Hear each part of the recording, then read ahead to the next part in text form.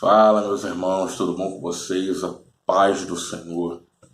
Reirene Tukiri, né? Como diz no original ali, a graça e a paz do Senhor estejam com todos vós. Meu nome é Evangelista Samuel, eu estou aqui para deixar uma palavra de Deus para a sua vida. Com certeza vai trazer edificação para a sua fé. Antes de tudo, quero pedir para você se inscrever no nosso canal. É um canal novo, é um novo projeto que Deus nos deu, está iniciando agora. Com certeza você nos ajudando, nós vamos alcançar o nosso objetivo, que é pregar o Evangelho para o máximo de pessoas que nós puder. Então, em nome de Jesus, nos ajude aí nessa missão, tá bom? Deixe o seu joinha, que vai ser bênção demais para a sua vida, para outras vidas e para mim também, tá bom? Assim você me ajuda a pregar o Evangelho. É que a internet é uma rede aí mundial, então com certeza vai ser bênção demais estar pregando o Evangelho para lugares que nós não podemos até mesmo ir. Tá bom? Então, a palavra que Deus quer falar com você nessa noite, ela se encontra no livro de Gênesis, no capítulo 23.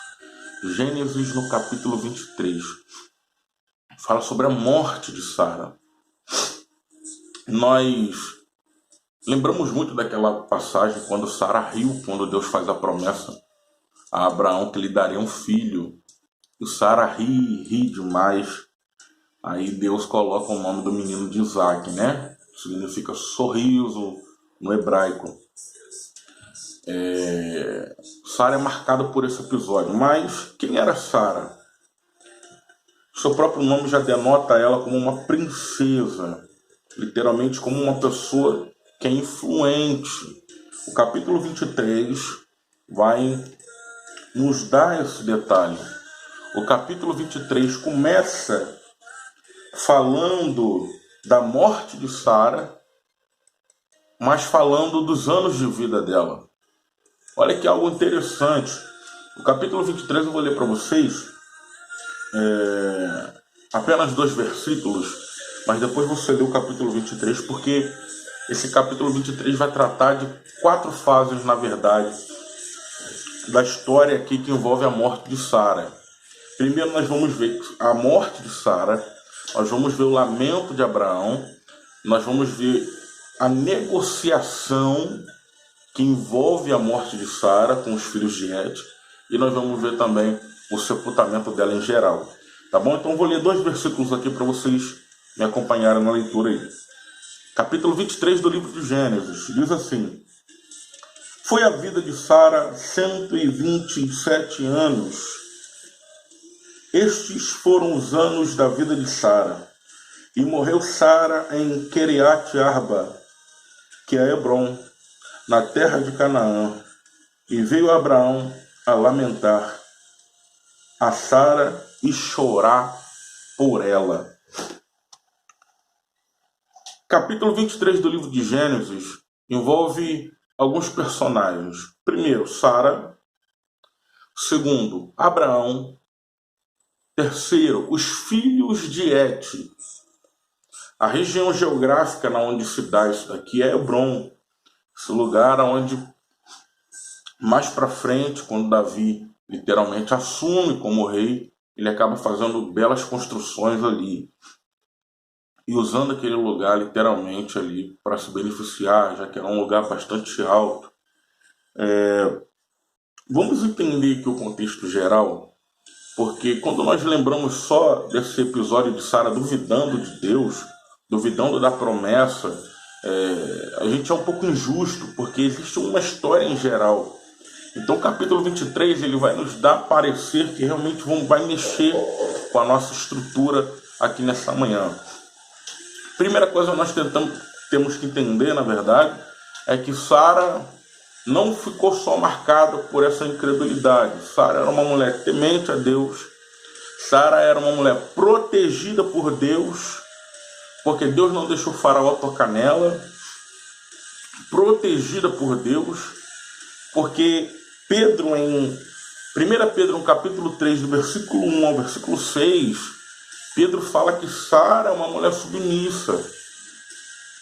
É por isso que Faraó não toca nela, porque a submissão, quando você é submisso a Deus, quando você é obediente a Deus, Deus ele te guarda e te protege. A submissão faz com que você é guardado por Deus. A submissão faz com que você literalmente receba revelações de Deus. Evangelista, me prova na palavra. A Bíblia diz que a casa de Eli estava totalmente corrompida e o texto vai dizer que Samuel chega a Eli e fala com ele, olha, você me chamou? Ele fala, olha, não chamei. Pela terceira vez, ele dá a chave, o código para Samuel, literalmente o código profético para Samuel ouvir Deus. E a Bíblia vai dizer que ele fala assim, olha, diz assim, fala que o teu servo ouve. Existe um código aqui, o código de obediência na vida de Samuel. Eli já tinha um ministério falido, mas o código de obediência na vida de Samuel fez com que Samuel alcançasse uma revelação que ele, mesmo Eli estando falido, ele sabia. Se Samuel não fosse obediente e não tivesse chegado a Eli, Samuel não teria, literalmente, não teria aclarado essa ideia de estar à disposição para que Deus pudesse falar. Entendeu? Então a submissão, ela revela primeiro proteção. Quer literalmente ser protegido por Deus, seja submisso. Porque quando o Faraó vai tocar em Sara, um clarão aparece e Deus fala com ele, não toque em Sara. Que coisa linda. Segundo, a submissão desperta a revelação. Samuel e Eli. Porque mesmo às vezes quem está falido já passou por um período onde ouviu a voz de Deus, onde falou por Deus, onde passou, melhor dizendo, recados vindo dos céus. Então, a submissão também desperta a revelação. Agora, Paulo também no capítulo 4 do livro de Gálatas, no versículo 21 ao versículo 31, Paulo vai nos dar uma revelação sobrenatural de Sara. Paulo compara Sara, ele faz uma alegoria, capítulo 4 do livro de Gálatas, versículo 21 a 31, Paulo fala que Sara era como uma Jerusalém celeste, para você ver a influência que Sara tinha. Então Sara não foi só conotada pelo fato dela ter duvidado da promessa. Não, Sara literalmente permaneceu fiel a Deus. Tinha passado 69 anos de que eles saíram da terra de Ur dos Caldeus. 69 anos. Sara literalmente morre com 127 anos. Quando Sara morre, Isaac está com 37 anos. Com 37 anos. O primeiro tópico que eu queria salientar aqui com vocês, vamos entrar já observando o contexto imediato e o contexto remoto, vamos fazer aqui uma apanhada aqui das revelações do texto. Primeira parte dessa revelação literal é que nós temos que observar que no capítulo 23 vai falar da morte de Sara. Só que no capítulo 22, o texto vai falar da morte de Isaac. Olha só. Olha o que Deus está falando conosco. Capítulo 22 fala da morte de Isaac. Capítulo 23 fala da morte de Sara. Só que quando Abraão, ele vai literalmente descer o cutelo, e Isaac está vendo o cutelo de cima para baixo, representando que tem uma cultura do céu, tem uma cultura além. Quando Isaac literalmente vê o cutelo descendo de cima para baixo, o texto vai dizer que Deus para Abraão e fala assim, olha, não faça isso. Tem uma providência. Não faça isso. E ali a palavra vai nos dizer que tem um animal, Abraão literalmente degola esse animal e oferece um sacrifício ali no Monte Moriá. Isso no capítulo 22. No capítulo 23, ninguém se safa. No capítulo 23, Abraão tem que chorar. No capítulo 23, Abraão tem que lamentar diante da morte, diante dessa dor que só quem passa sabe. Perder um ente querido, ainda mais uma esposa. Agora, vamos entender. Porque Deus ele nos leva ao equilíbrio da fé cristã, querido. Ao equilíbrio da fé cristã. Porque no capítulo 22, Deus dá a saída. Deus mostra que ele tem o domínio de dar a provisão. No capítulo 23, Deus deixa tudo acontecer e deixa Sara morrer. Porque existem ser servo de Deus, ser crente, ungido, ser lavado, ser remido, ter maturidade cristã exige isso. Você entender que existem momentos que vai vir literalmente a saída para você, mas existem momentos que não vai vir. Não vai vir. Não vai vir. E nós vamos entender que Abraão ainda vive 38 anos a mais do que Sara. 38 anos a mais. Porque Isaac quando morre, Sara quando morre, Isaac tem 37 anos. Então Deus poderia ter falado assim, olha, já que Abraão vai viver 38 anos mais, isso está no capítulo 25, versículo 7. Nós vamos ver isso daí, que Abraão vive 38 anos a mais do que Sara. Deus poderia ter falado, olha, não vou deixar meu filho sozinho, até porque tem outras concubinas, mas Sara é a esposa primária de Abraão, a esposa da promessa, da onde saiu a linhagem, deu continuidade à linhagem, então não vamos deixar ele sozinho.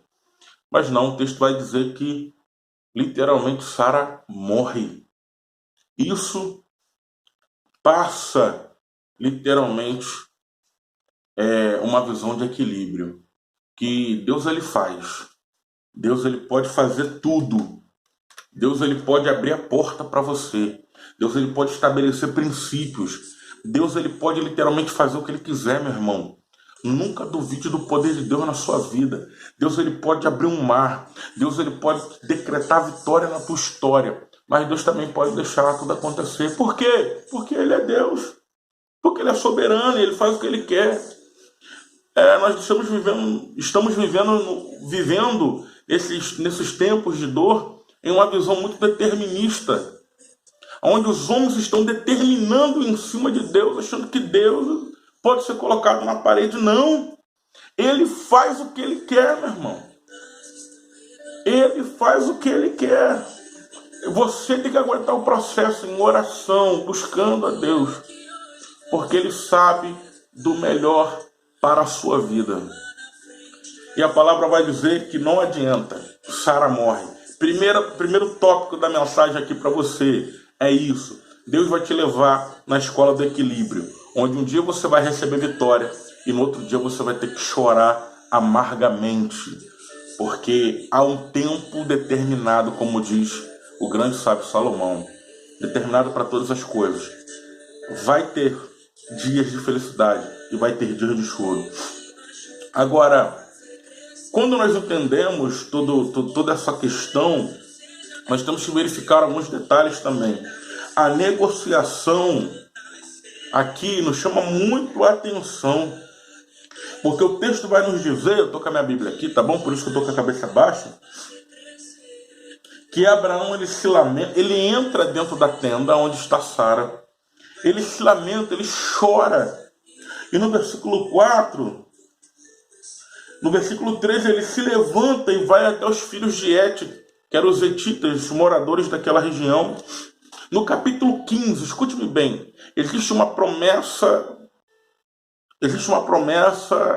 de cima. No capítulo 15, Deus tinha falado com Abraão, a terra dos hetitas, a terra dos gergazeus, dos jebuseus. Deus literalmente dá o cronograma da onde Abraão, qual era o espaçamento geográfico da promessa de Abraão. E ali, Abraão estava numa terra que Deus tinha prometido, só que ele não tinha tomado posse ainda. Agora, vamos entender, ele se considerava um estrangeiro. O segundo tópico dessa mensagem é isso aqui. Qual é a tua consciência? Deus ele vai te dar bênçãos financeiras, Deus vai abrir portas para você, mas a tua consciência tem que ser uma consciência de estrangeiro. Literalmente. Porque essa consciência literalmente vai fazer você entender que você não é desta terra, meu irmão. Essa consciência, literalmente, como diz No livro de 1 Pedro, no capítulo 1, 1 Pedro capítulo 1 vai nos dar esse detalhe. No livro de 2 Coríntios capítulo 5, no versículo 8, vai nos dizer isso também, que nós somos um tabernáculo, e tabernáculo fala de glória transitória.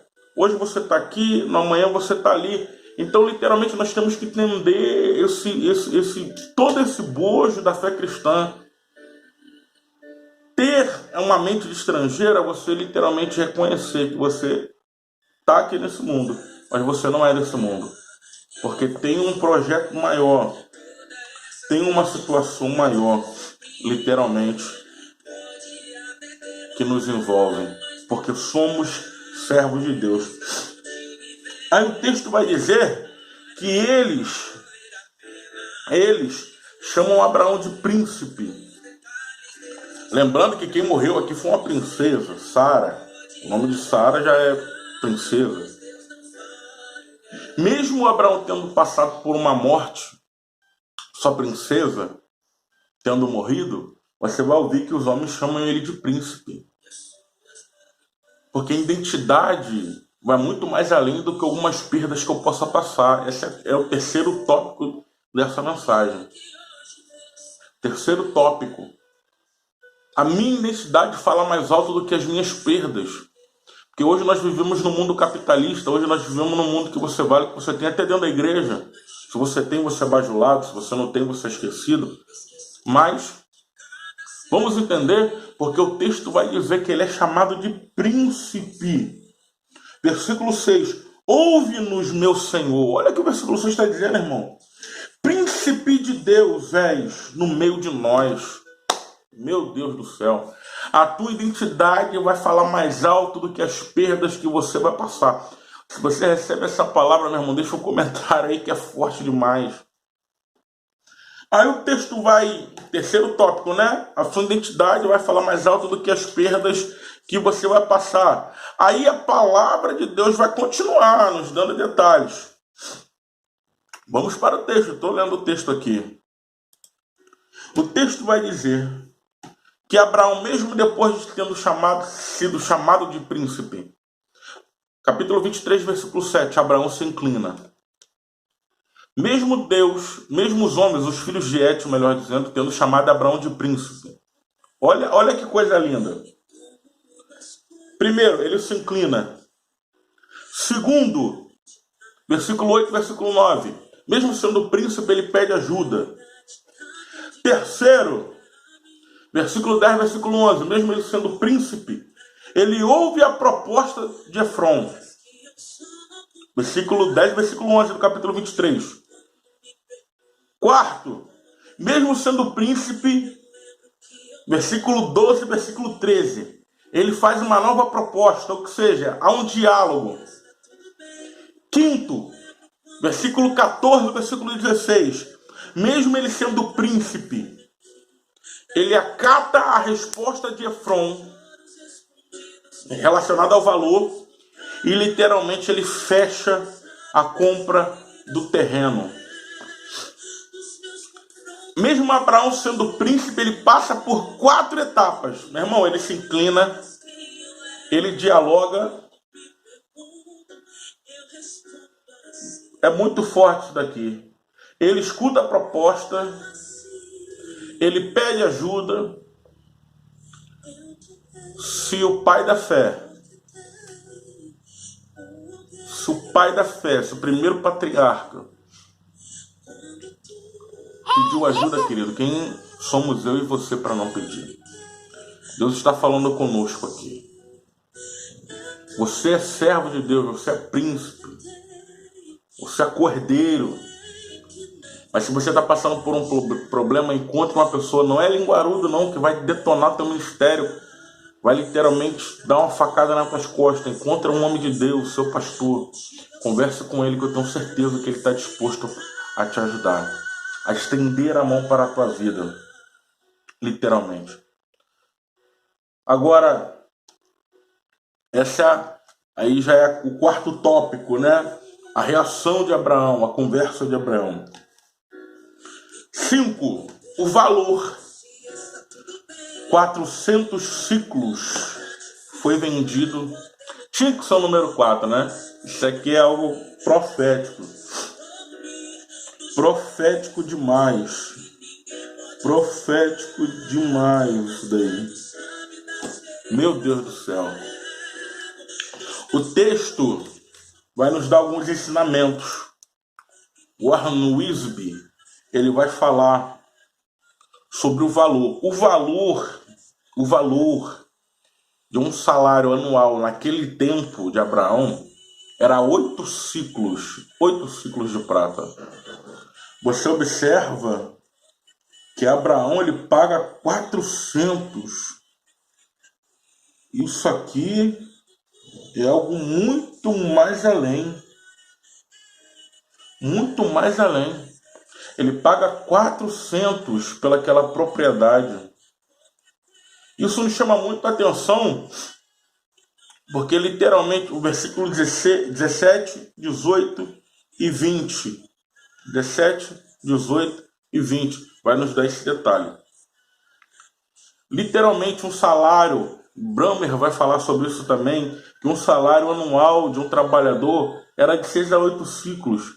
E Abraão ele está disposto a pagar um valor muito a mais. Só para você ter uma noção, estou com um dado aqui de Brammer, que ele fala assim, ó.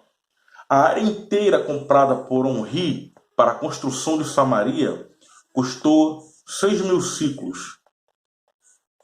6.000 ciclos.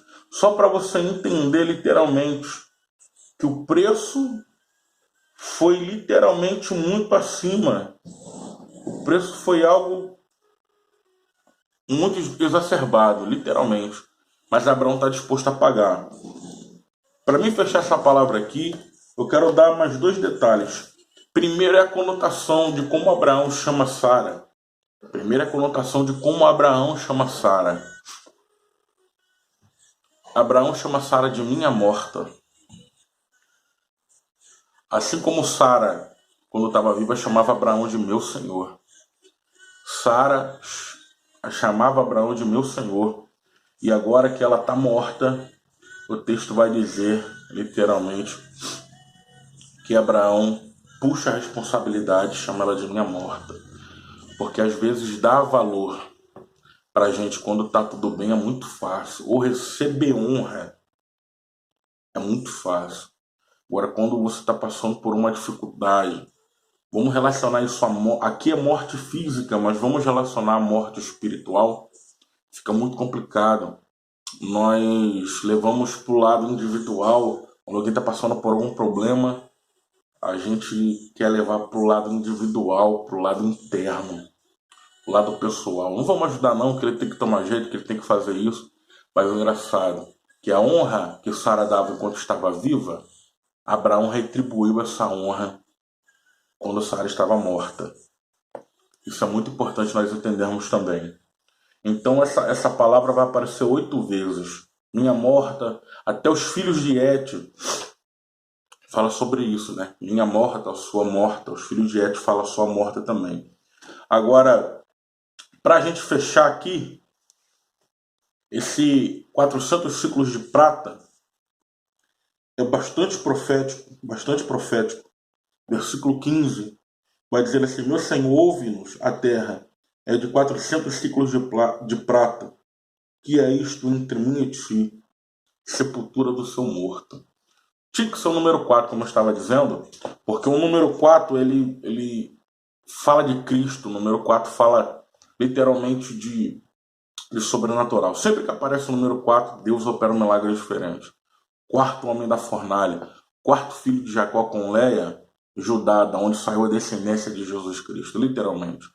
Então nós vemos que esse número 4, a Bíblia vai dizer que eles estavam perdidos, Saul e seu moço estavam perdidos, ele tinha 4 moedas, e essas moedas foram usadas para chegar até a casa do profeta, que iria dar ali a possibilidade deles encontrarem as jumentas. Então o número 4 é um número bastante propício para Deus operar, então tinha que ser esse número 4, sim.